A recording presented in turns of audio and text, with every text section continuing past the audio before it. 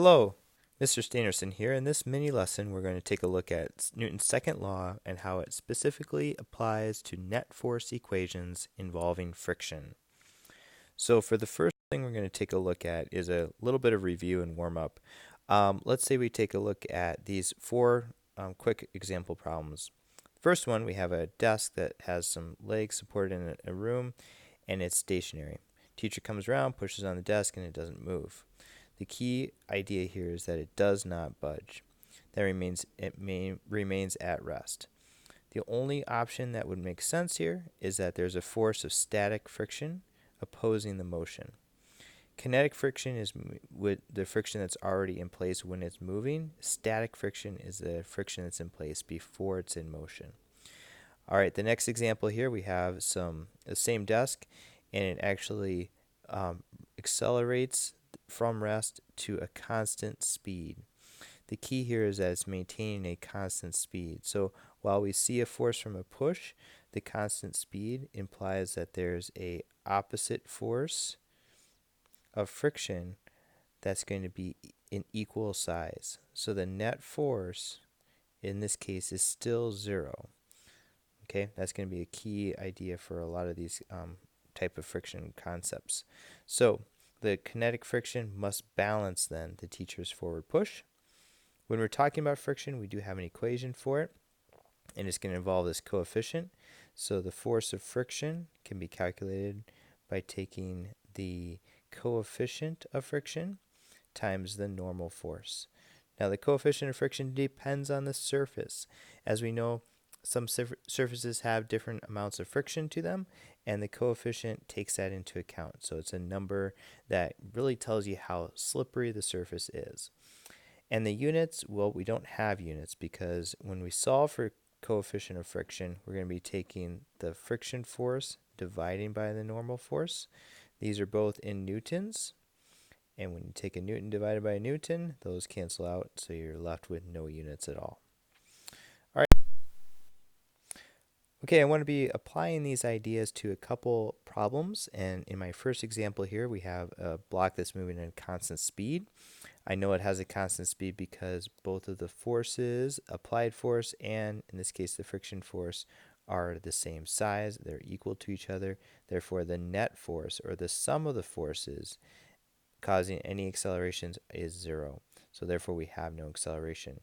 I know that because then the net force minus the applied force, or the applied force minus the friction force, must be equal to zero. So in order to kind of restate this, then I know that the applied force in this case is exactly equal to the friction force.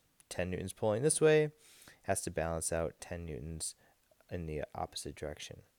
So therefore we know the friction force. If we know the friction force, it's asking us for coefficient. So this problem is asking us to solve for coefficient of friction. We can do that by rearranging our equation here. For coefficient gives us the friction, the coefficient is the friction force divided by the normal force. In this case, 10 newtons divided by 12 newtons gives us 0.0833. Okay, in this next example, we're going to have a uniform acceleration. I know that because there's only one force acting horizontally. The gravity and the normal force are balanced out, so we're not going to count those, but there's a frictional force. So we're going to use what we know to find that frictional force, and then we're going to solve for the coefficient of friction. All right, so the first thing we're going to take a look at is finding that frictional force. And if we know the force of friction is equal to the coefficient times the normal force, well, if I can find out what that normal force is, I can divide and figure out what my force of friction is in this case. All right, so that's one way to solve it. If we don't know what the coefficient is, we're going to need to back up just a little bit and use our equation over here, where I know the net force is equal to mass times acceleration. I can set friction as my net force, so I'll solve by canceling out the masses. Solve for coefficient gives me the acceleration of gravity divided by the acceleration, gives me a coefficient of 2. I can then substitute that in over here to find my frictional force of 24 newtons. Again, I can solve for the coefficient once I know the frictional force in this equation here, but this is a key idea. If an object is sliding to a stop, we can use this equation for coefficient is equal to the acceleration of gravity divided by the acceleration of the object. Now this only works when an object is sliding to a stop, so it's a little bit of an exception, but in this case it works because that frictional force is the only force acting. It's the only force that's causing my net force in this example. Okay, we're going to take a look at another case of uniform acceleration. However, in this case we have both an applied force and a frictional force. So when we write out our net force equation, it's important to include both. We know net force is always mass times acceleration. In this case, it's equal to the applied force minus the frictional force. Well, we can find what the mass is by solving for the weight, and we know what the acceleration is because they tell us. So the net force must equal 6. Well, that's a combination of applied force minus frictional force. So let's rewrite that as 6 equals 16, that's my applied force, minus the frictional force. Now it becomes kind of straightforward to solve for what that frictional force is. I'm going to subtract the 16 from the 6 newtons, and I'll end up with my frictional force being 10 newtons. Okay, now I know that, I can substitute that in for anything where frictional force comes into play. When we solve for coefficient, we can't use the shortcut in this case. We can't just use the acceleration of gravity divided by the acceleration of the object because there's more than one force acting. So we have to go back to the original equation. Frictional force is coefficient times normal. We can divide then by the frictional force by the normal force, and we end up with 0.833.